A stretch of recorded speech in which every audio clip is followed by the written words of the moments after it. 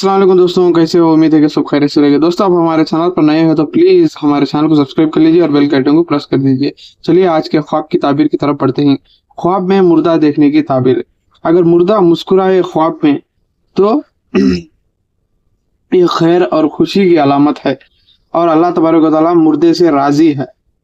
अगर मुर्दा ख्वाब में कुछ घबराया हुआ हो या परेशान हो तो ये उसके बरअक्स है, यानी कि अल्लाह उसे नाराज है बोलकर इसकी अलामत हो सकती है।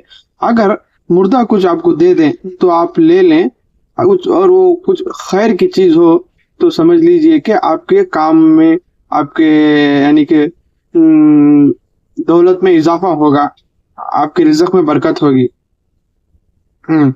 अगर मुर्दे को देखकर डर सा महसूस हो तो आपके ऊपर कोई परेशानी आने वाली है, ये इसके ताबीर है।